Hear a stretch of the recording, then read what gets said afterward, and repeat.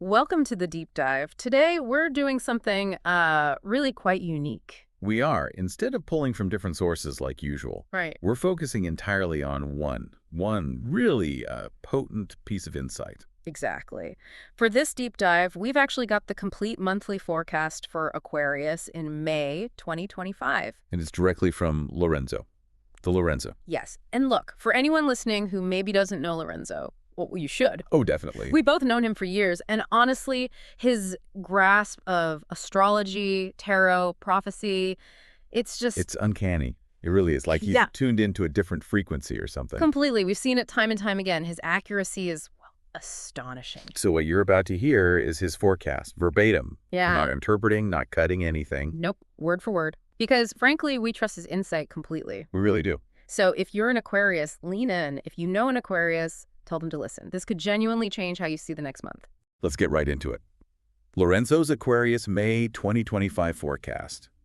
The overall theme he gives it is, The Origin Rebellion. Aquarius breaks ancestral chains, redefines identity, and activates creative authority. wow. Yeah. So the core idea here, according to Lorenzo, isn't just like making small adjustments. No, it's bigger than that. It's a rupture, Yeah. a real break. It's about seeing through the stories we tell ourselves, dismantling those old ingrained patterns and shifting from, just performing a role to actually living your purpose, from performance to prophecy, as he puts it. A deep recalibration, not surface stuff. Exactly. Okay, let's break it down. Week 1, starting April 28th through May 5th. Lorenzo calls this foundations crack. The mirror shatters. You begin again. Okay, so right away he flags April 28th. There's a new moon in Taurus. Right. In the 4th house, home, roots, Yeah, your foundations. Yeah. But it's not just sitting there quietly. It's squaring Mars and Leo in the 7th. relationships, others. Pluto in Aquarius in your 1st house. So like your identity. Yeah. Mm-hmm. Lilith and Scorpio up in the 10th house. Career, public image. Okay, so squaring means tension, right? Friction between all those points. Exactly. Lorenzo says this brings up some major tensions, like seeing your own repressed power reflected back at you by other people. The feeling of needing to burn away that mask you've worn, Yeah. and this big conflict between what your career demands and what your soul actually needs. And Lorenzo, well, he doesn't mince words. He says, and I quote, "This is not a subtle nudge. This is ancestral eviction." Whoa. Yeah.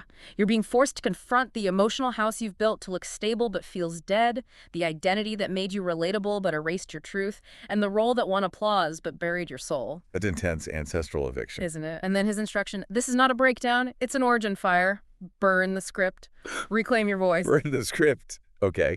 And then May 5th. Pluto turns retrograde. Right in Aquarius, your sign. Ah, retrograde. So that inward turn, right? Reevaluating things related to Pluto. Mm-hmm. Power, transformation, identity for Aquarius. Precisely.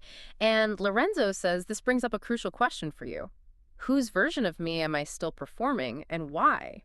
That's a deep one. Really looking at the masks. Absolutely. Okay, moving into week 2, May 6th to 13th. The title is The Mind Awakens, the Past Resurfaces, the Image Collapses. All right, so the focus here shifts a bit.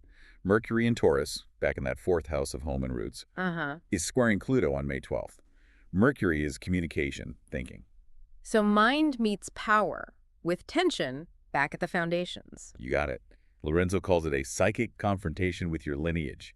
He says, expect echoes of like parental voices, old wounds maybe you thought were healed. Or just normalized. Exactly. Or memories of home feeling unsafe somehow. But it's not about getting stuck there. Right, it's for liberation, understanding the roots to break free. That's the idea. Yeah. Then May 13th, we get a full moon in Scorpio, 10th house. Career, public image again. Full moons bring culminations. Right? Interesting, yeah. And this one is making some interesting connections. It trines Saturn in the North Node in Pisces in your 2nd house. Values, resources, trines are generally flowing, supportive. Mm-hmm. But it's opposing Uranus in Taurus. Opposition means tension, a face-off. So, culmination in career linked supportively to values, but clashing with something unexpected related to home or foundations. Pretty much. And Lorenzo frames the challenge directly. Will you keep chasing success in systems that demand your suppression? Wow, that's a direct hit. Yeah. He says you've outgrown your current persona. It's time to evolve from icon to oracle, stepping into real authority. From icon to oracle, I like that. Okay, week 3, May 14th to 20th, the creative soul demands to be seen. Key date here is May 17th. The Sun conjuncts Uranus in Taurus. Still fourth house. Sun conjunct Uranus. Sun is identity, life force. Uranus is sudden change, breakthroughs, together in the home sector. Exactly. Lorenzo calls it an unpredictable disruption, home, family, maybe your living situation, or just that inner feeling of safety. Sounds potentially scary, disruption at home. It can feel that way, sure, but Lorenzo assures it's ultimately liberating. Shakes up the stagnant stuff, makes space. Okay, so disruption for liberation, then May 20th.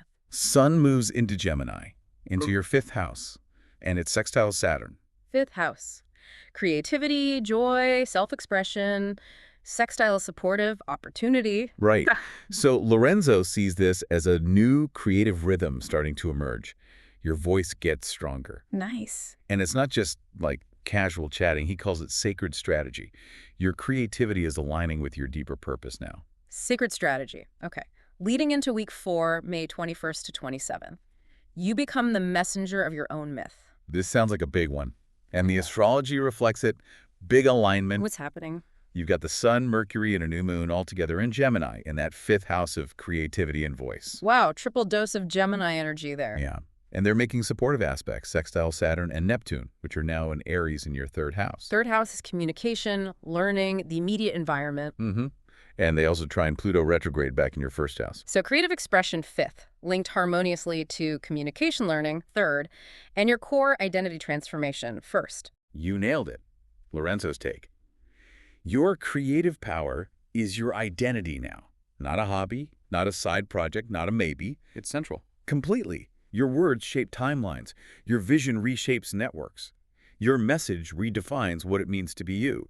It's about fully stepping into that creative force. He even lists possible roles, right? Author, teacher, speaker. Yeah, or creator of content that, and I quote, pierces illusion and builds movement. It's about your unique voice actually having impact. Making waves.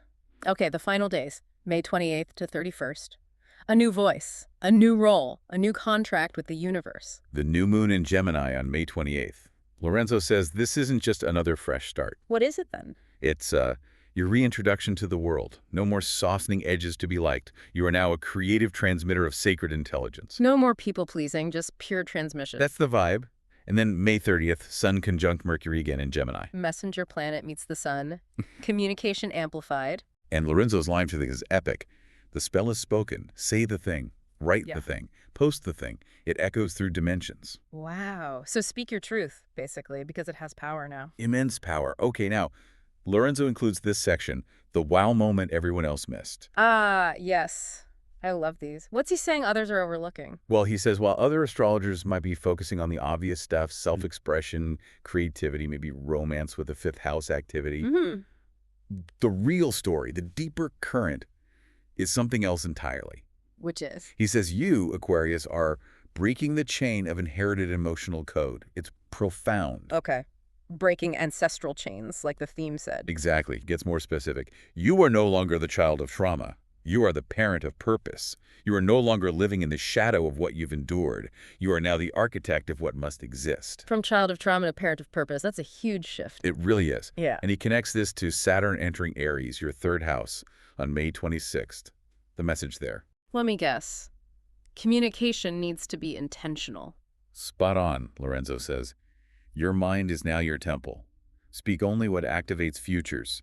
Write only what heals timelines. Share only what reflects who you truly are. Wow. So every word, every thought carries weight, needs to be true. That's the call. And he gave us those key quotes, too, to really hammer it home. Right. Let's recap those. May 2025. Aquarius doesn't express themselves. They declare themselves. Your home was never a place. It was a spell. This month, you rewrite it. The persona is dead. The prophet is born. You don't find your voice. You remember you were the message all along. And this isn't self-expression. This is soul ignition. Soul ignition, yeah. Knowing Lorenzo, each of those lines is packed with meaning. Definitely. Okay, there's another big insight section. Wow moment. May 2025 is the soul walk of Aquarius into embodied identity. Right, and the parenthetical is key. You're not becoming someone new. You're becoming who you were before the world told you to be useful. Before the world told you to be useful. Ouch. He emphasizes that while everyone's looking at the fifth house creativity and fourth house home, they're missing the elephant in the room. Pluto. Yeah. Retrograde. In your first house of self. The core identity transformation. And it's being powerfully trined, harmoniously aspected by all that Gemini energy. No.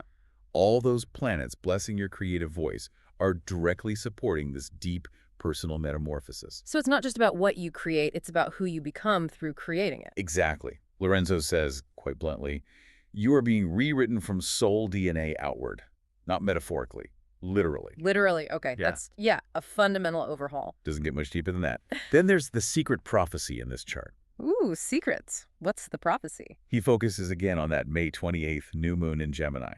Remember, it's conjunct Mercury, trine Pluto retrograde in the first, and sextile Saturn and Neptune in the third. Right, we covered those aspects. What's the deeper meaning? The implication, Lorenzo says, is profound. Your voice, your vision, and your vibration now reprogram your actual body, aura, identity on future self. So the energy you put out through your words and ideas literally changes you on an energetic and maybe even physical level. That's what he's saying. It's not just about building projects like other signs might be doing. Aquarius is building self-truth frequency. Building self-truth frequency. I like that. And his closing line for this part, this isn't a chapter. It's your first real breath as the being you were always coded to become. First real breath. Wow. Okay, there's also the shocking karmic nuance. What's that about? This ties back to Lilith and Scorpio in the 10th house. Remember, it was getting squared by the new moon and Pluto? Yeah, career public image, squaring home identity. What's the karmic piece? Lorenzo says this square reveals deep ancestral programming. Specifically, programming that taught you, somewhere along the line, that visibility equals danger. Ah, okay, like don't stand out too much. Exactly. He gives examples. Maybe your power made your mother uncomfortable. Maybe your voice made men nervous. Maybe your sensitivity was called rebellion. Things like that. Familiar patterns for many, I'd imagine. For sure. But the key shift now, Lorenzo says, is huge. You are no longer the curse breaker. You're not just healing the past. Right. Instead, you are the blueprint bearer. It's a total reframe. Blueprint bearer, right? Yeah. It means this is no longer about healing your past. It's about holding authority as the embodied myth of your future. You're not fixing old problems. You're embodying a new reality. Holding authority as the embodied myth of your future. Powerful. Okay, one more section before the wrap-up. Astrologers are missing this. Another one. He really wants to make sure the core message lands. Seems like it. What else are people missing? He points out that while the focus might be on immediate concerns, career, creativity, romance, family, the bigger picture is Aquarius stepping up. How so? With Pluto now in your sign for the long haul, Aquarius is becoming the new zodiac anchor of 2025-2044. Anchor for the next 2 decades, basically. Yeah, a foundational shift for the collective, centered through Aquarius. He says, you are no longer a character in the system. You are the system. You're not learning astrology. You're becoming a living constellation. Becoming a living constellation. That's poetic. Isn't it? Mm-hmm. He calls the month's transits neural light code alignment and asserts, your body, your story, your network, and your mission are becoming non-optional. No hiding anymore. It's time. That's the message, which leads perfectly into his final mic drop line. Okay, lay it on us. Verbatim. This month, Aquarius doesn't find their power. They become the transmission of cosmic truth. You're not waking up. You're remembering who you were before Earth tamed you. We're remembering who you were before Earth tamed you. Wow, okay. That lands. Right. Just incredible insight. And then he has his call to action for Aquarians listening. Yes, let's deliver that exactly as he wrote it. Okay, Lorenzo says, if this prophecy ignited something in you, don't keep it to yourself. Like, share, subscribe, let others feel this roar. And if you're ready to step into your own reign order, your personalized astrology or tarot reading for me, Lorenzo, this isn't entertainment. This is your divine blueprint. Links below. Let's write your legacy louder, sharper, and truer than ever before. And that's his call to action, directly from him. So there it is. Lorenzo's complete, undiluted forecast for Aquarius, May 2025. It's a lot. In the best way. Incredibly detailed, deeply transformative potential. Absolutely. Having known him, like we said, you just hear the resonance, the truth in it. It feels significant, particularly for Aquarians right now. Definitely significant. It really leaves you thinking about identity, purpose, and breaking free from things you maybe didn't even realize were holding you back. Becoming who you were before the world told you who to be? A powerful thought to sit with as May gets closer.